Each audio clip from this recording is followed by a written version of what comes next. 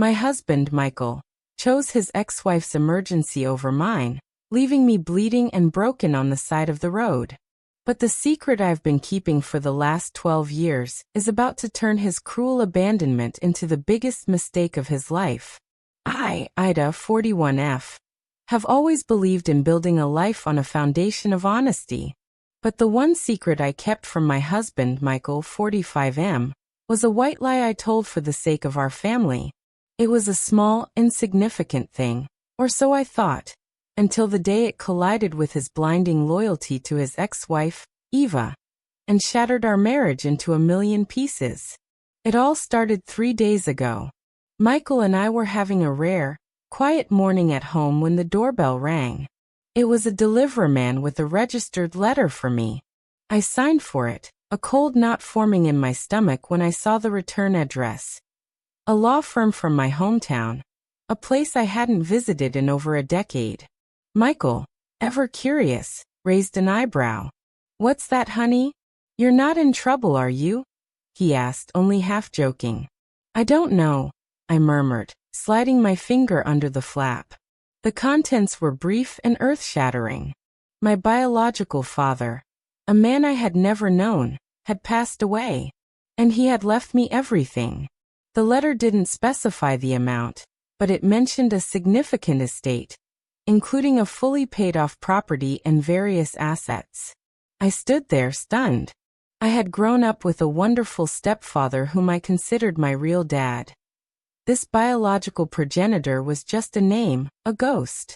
I never expected anything from him, least of all this. "Michael," I whispered, my hand trembling as I held out the letter. He took it, his eyes scanning the lines. I watched his expression change from curiosity to shock, and then, to my surprise, to something that looked like suspicion. "Ida, this is... Why didn't you ever tell me you were looking for him?" "I wasn't," I insisted, my voice shaky. "I didn't.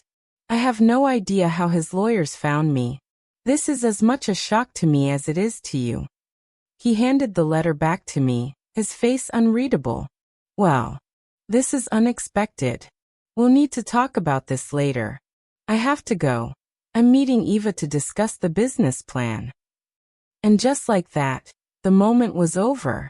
The monumental news of my inheritance was brushed aside for another meeting with Eva.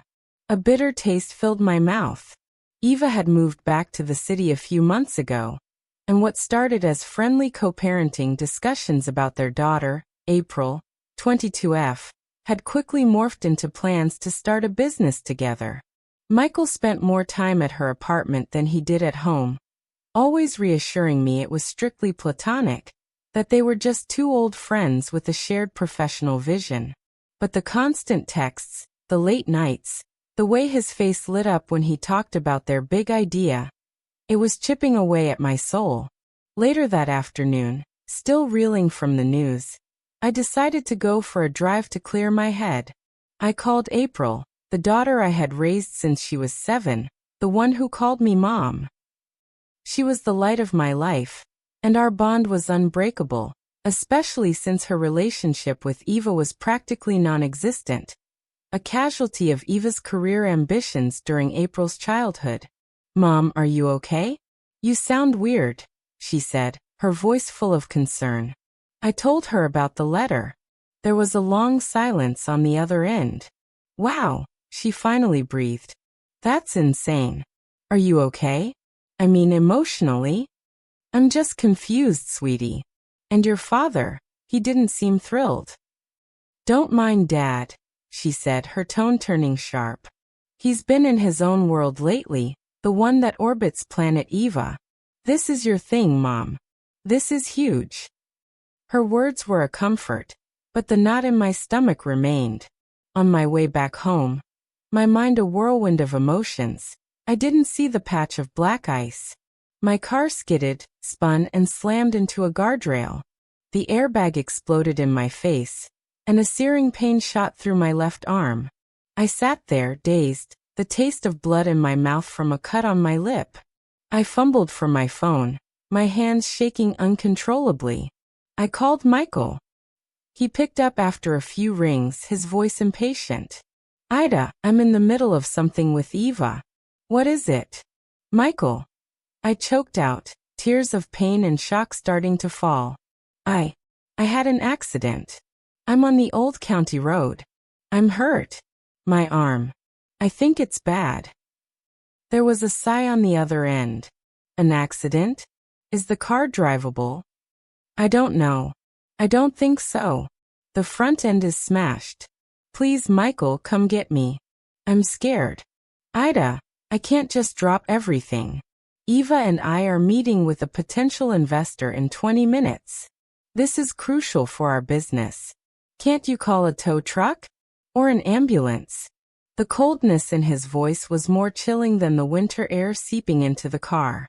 Michael, please. I begged, my voice breaking. I'm bleeding. I think my arm might be broken. He was silent for a moment, and then I heard Eva's voice in the background, sharp and urgent. Michael, we have to go. Now.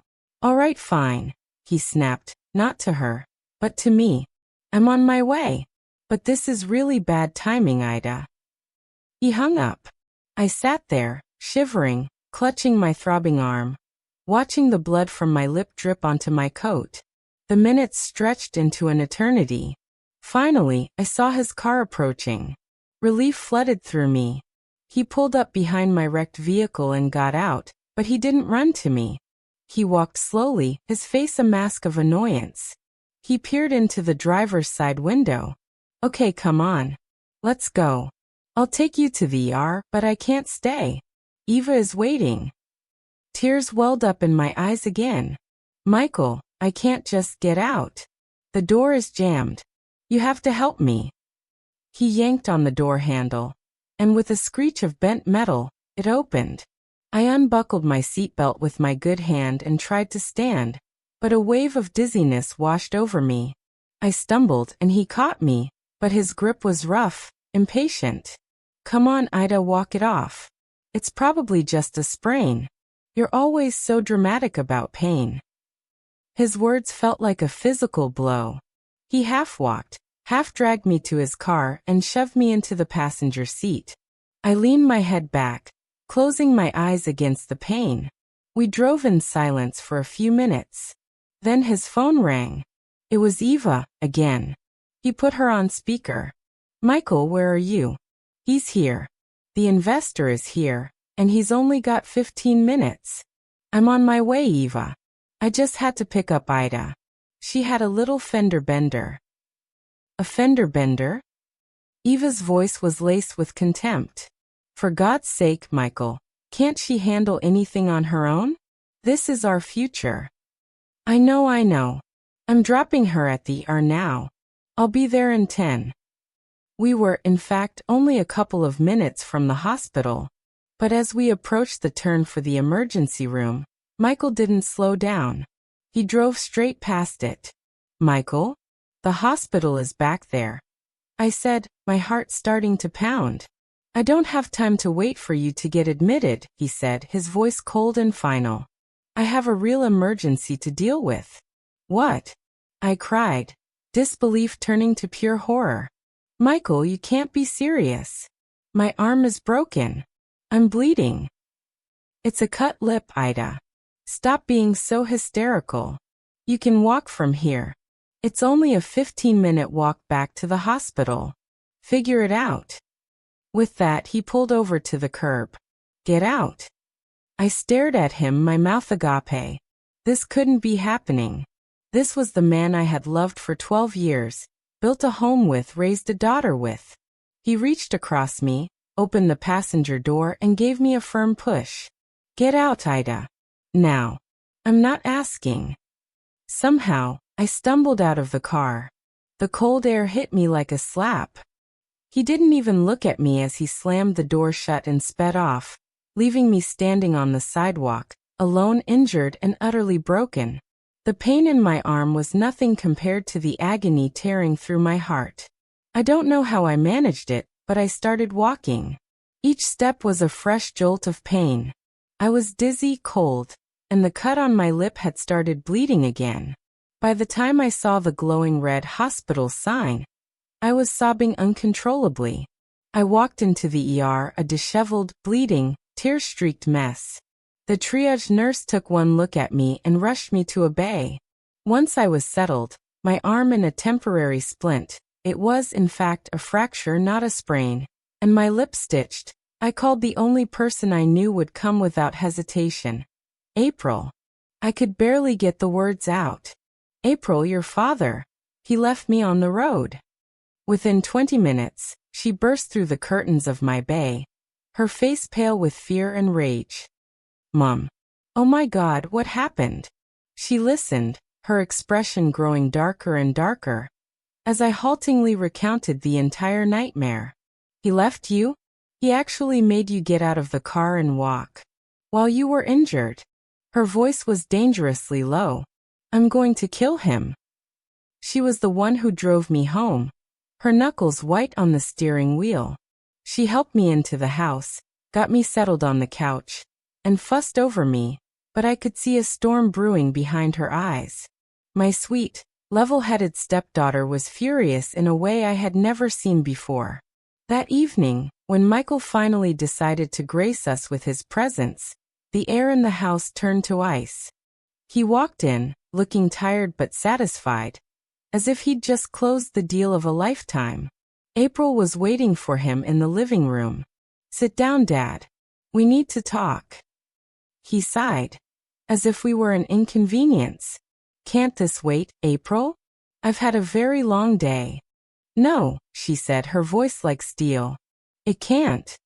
I sat on the couch, my fractured arm in a sling, watching as my stepdaughter confronted her father. She didn't yell. She was calm, terrifyingly so. Today, you abandoned your wife, my mother, on the side of the road after a car accident. You prioritized a business meeting with your ex-wife over the well-being of the woman who has loved and cared for you and your family for 12 years. Is that correct? Michael had the decency to look uncomfortable. April, you don't understand the pressure I'm under. This investor. It was a once-in-a-lifetime opportunity. Ida was fine. She's here, isn't she? A little walk never hurt anyone. A little walk. I felt the sting of his words all over again. April didn't flinch. I see. Well, that clarifies your priorities. She took a deep breath. As you know, I've also received some significant news recently. My mind flashed to the letter from my father's lawyer. But April was talking about her own inheritance from her great-uncle, which we had learned about a few weeks prior. It was a life-changing sum of money. I had been considering, April continued, her eyes locked on her father, how best to use that money. I thought about investing it, or perhaps splitting it to help both of my parents secure their future. She paused, letting the weight of her words hang in the air. But after today's display of profound cruelty and irresponsible behavior, I've made a decision. Michael leaned forward, a flicker of interest in his eyes. He had always been subtly curious about April's inheritance. I will be signing over half of my inheritance, April said, her voice clear and resonant, to Mom, to Ida, solely and entirely. You, Dad, will receive nothing from me. Not now, not ever. The silence in the room was deafening. Michael's face went from shock to purple, sputtering rage in 2 seconds flat. He shot to his feet, but he didn't look at April. He turned his fury on me. You, he roared, pointing a trembling finger at my face. You manipulative bitch.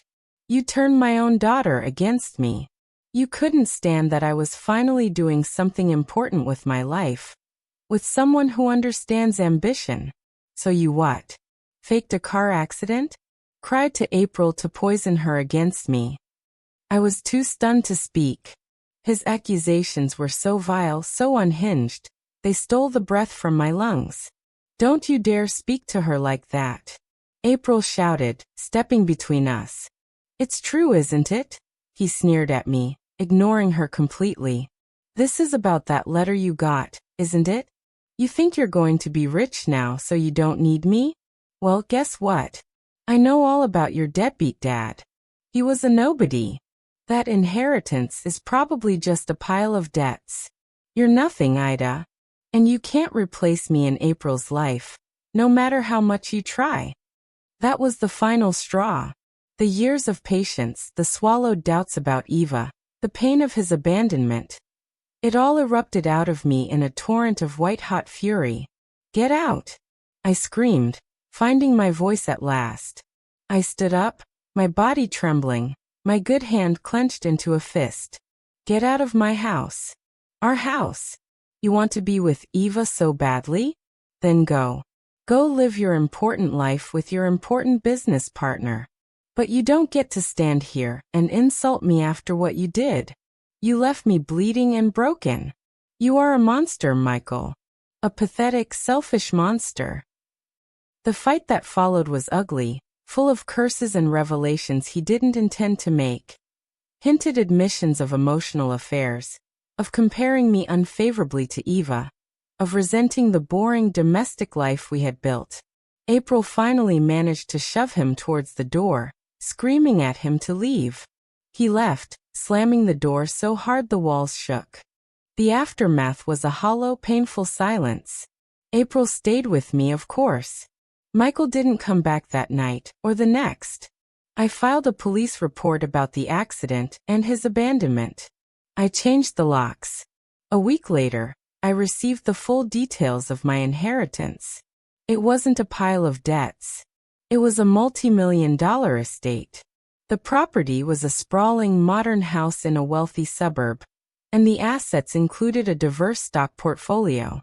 I was, quite suddenly, an extremely wealthy woman. I didn't tell Michael. I let my lawyer handle the divorce proceedings. He, arrogant to the end, didn't contest it, believing I was coming out of the marriage with nothing, soon to be burdened by a mysterious debt. He was so sure of his own narrative, so blinded by his contempt for me and his infatuation with Eva, that he never once questioned it. The divorce was finalized quickly. He signed the papers with a smug flourish, no doubt thinking he was free to build his new empire with Eva, unencumbered by his dramatic ex-wife. It was April who suggested we throw a party. A fresh start party, Mom. Just us, the twins, and a few close friends. To celebrate your new life. We decided to host it at my new house. I hadn't moved in yet, but it was the perfect venue. A symbol of my independence and the future I was building for myself and my daughters. The party was in full swing, filled with laughter and music, when the doorbell rang, unexpectedly. I opened the door, and there stood Michael and Eva. They were dressed for a business dinner, looking sleek and successful. Michael's smile was condescending. Ida. We were in the neighborhood, showing a potential client some of the luxury properties in this area, he said, his eyes scanning me, no doubt expecting to see a haggard, broken woman. I was wearing a simple but elegant black dress. I looked good and I knew it. We saw the cars and thought we'd see what was going on. Slumming it with the new boyfriend's friends. Eva smirked beside him. This is a private party, I said calmly. Come on, Ida, don't be petty, Michael said, trying to peer past me into the house. His eyes then fell on the grand foyer, the soaring ceilings, the exquisite artwork that had come with the house. His smirk faltered. Wait a minute. Whose house is this? April came up behind me, a glass of champagne in her hand. It's Mom's house, Dad. Didn't you know? Her voice was sweet, but her eyes were glinting with triumph. Michael's face went blank with confusion. What? What are you talking about? How can she afford? Then the final piece of the puzzle clicked into place in his mind. The letter. The inheritance. The inheritance he had dismissed as a pile of debts. I saw the exact moment his understanding shattered. His jaw dropped. The color drained from his face. He looked from me to April, to the opulent surroundings and back to me. You, he stammered. The inheritance, it was real? Very. I said, my voice steady. It seems my deadbeat dad was quite successful. This is all mine, free and clear. The house, the investments, everything. Eva, who had been silent, now grabbed Michael's arm, her own expression a mixture of horror and avarice. Michael? What is she talking about? What inheritance? He couldn't speak. He just stared at me, the magnitude of his mistake dawning on him with brutal, devastating clarity. He had traded a life with a woman who loved him and was now a multimillionaire for a shaky business venture and a relationship with an ex-wife who had already abandoned him once. He had lost his family, his home, and now, faced with the evidence of the wealth he had scoffed at, he had lost his dignity too. I looked at him, this man I had once loved, now standing on my doorstep looking small and foolish. I felt no anger, no hatred, only a profound, peaceful pity. "Goodbye, Michael," I said softly. "I hope your business is a success." And I closed the door in his face, turning my back on the wreckage of my old life and embracing the beautiful, secure future I had built for myself. The music and laughter from inside the house swallowed the sound of the outside world. And I knew, with absolute certainty, that I was going to be just fine.